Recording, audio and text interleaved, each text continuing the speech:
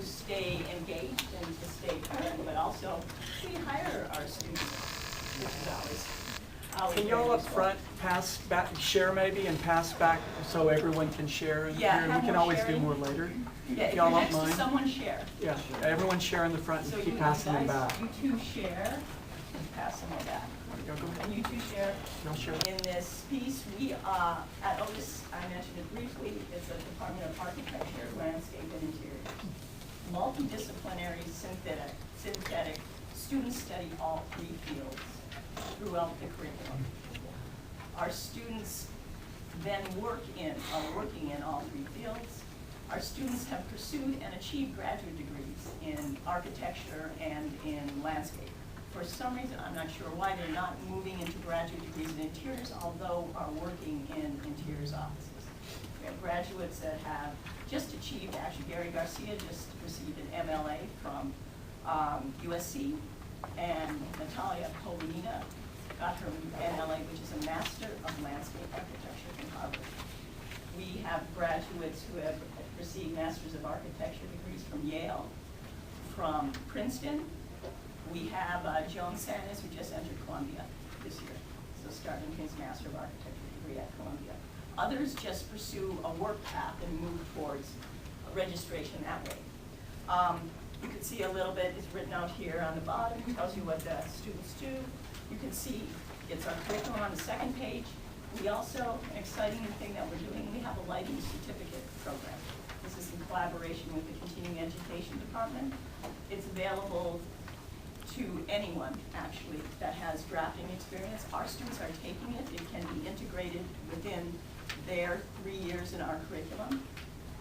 Our curriculum is 3 years because it's preceded by a foundation year at Otis, which is basic 2D design, 3D design, light drawing, etc. So many students do transfer in basic art things and become sophomores. Students like you who have a strong architecture program can transfer as juniors. And I brought a articulation agreement with me.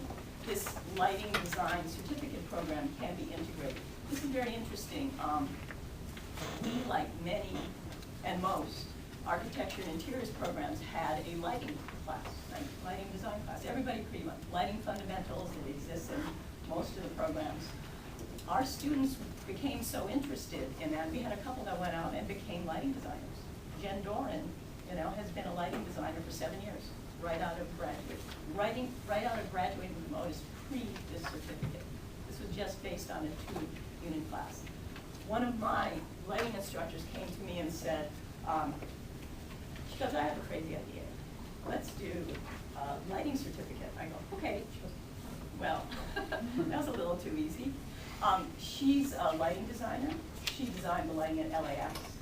Just all the technical lighting and the color lighting. If anyone's been to LAX, those colored columns. Outside.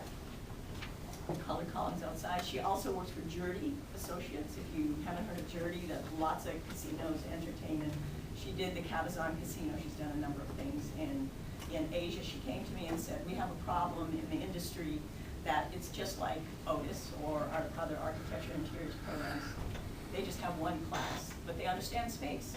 Or we have these students that have been in theater programs or stage programs, and they understand technical lighting. So I have to hire 2 people, always. I have to hire the architect or interior person, stick them with the lighting person to hire someone to do a project for me.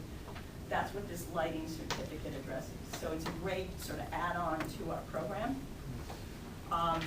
These are simple. If you're in your first semester, this will probably be very useful for you. This is what I hand out to potential students coming to Otis. What are architecture, interior design, interior decorating? What are the differences? At Otis, we address everything. We don't do decorating. We don't go to the level of accessories or fine art, etc., or what finish is on a chair. What might be completely unfamiliar to you, what are landscape architecture, what's landscape design? Can you become a licensed architect after earning a degree in architecture, landscape, interiors at Otis? Yes, without any additional education. In the state of California, 8 years of combined education and work experience total is required, and 2 tests become a license in California. So it is the most rigorous. ironically, the most flexible, but the most rigorous. So in every other state in the country, there's typically one test. I came from Illinois, where I took the written test, it's ARE, right? The architect registration exam. That's across the country, the ARE. I had taken that exam. I was an architect in Illinois. I moved to California. I'm not an architect. That's the way it works. I'm not an architect in California. Can't say I'm an architect. Can't use the word architecture or architectural. Can't use any of that. That's true here. That's true everywhere, unless you're a licensed architect in that state. So I took a year studying all this crazy stuff for the CSE, the California Supplemental Exam, which is the craziest exam ever. Testing on the California Coastal Code, seismic things. It's the most arcane information ever. And it's an oral exam. You sit in front of 3 people in a hotel room with a bed over there. You stand, oh, it's awful. You sit like, they've got their stuff hidden, and you're sitting on in a chair there, and they have the questions. They ask you a question, and there's a light bulb hanging down. Literally, a light bulb hanging down. They ask you a question, and you're like, try to answer the question. At one point, I answer, and if you get it wrong, they ask you again. So they ask it again, and I'm like, I have no clue what you're talking about. At that point, I said, absolutely no clue. So that was just one little moment. I did pass. So I did pass the first time. It just seemed awful. But in any case, our program at Otis is a pre-professional program. It's a BFA in Architectural Landscape Interiors that gives our students 2 years credit towards this combined 8 years. Then they work for 3 years, making money, not spending money on school, making money, and take the written. Then, now that puts them equivalent to like a B.Arch. Right? If you get a B.Arch, you take the written right away. But you spent more time in school as opposed to working. So these are the trade-offs you have to look at. Everybody has to work for 3 years and do the intern development program. Very rigorous documentation of your work, various work tasks and experiences. And then you take the oral exam. So it's step by step by step. In this students coming, graduates of Otis program, then, they have 6 years to go, but they're working the whole time. They're taking one test, working another 3 years, taking the other test, so they don't have to go on to graduate school. Some of our graduates certainly do choose to go to graduate school. And we have, and I'll talk about it after I show you some of the work, we have agreements with university. I'm going to just hand out these really quickly since I started.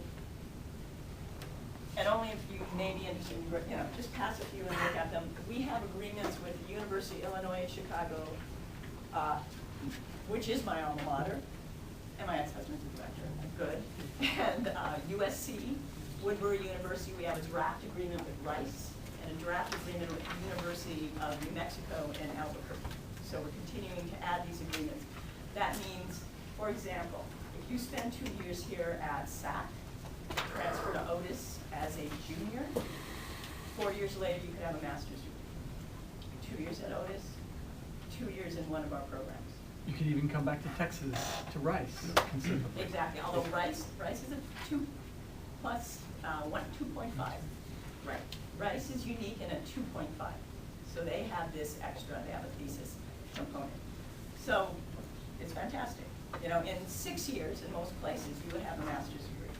So that compares, it's better than most B.Arch plus M.Arch. It's equivalent, there's some second professional degrees, like if you have a B.Arch, that's a first professional degree. If you have that, the master's is a second professional degree, and most institutions have 1.5. Some are 1. Okay, so I'm getting a little technical here. In any case, let's look at some work. So Otis, this is our studio. I've been there for 12 years. For 9 of those years, we were in this called the Amundsen building, which is the former IBM building on campus.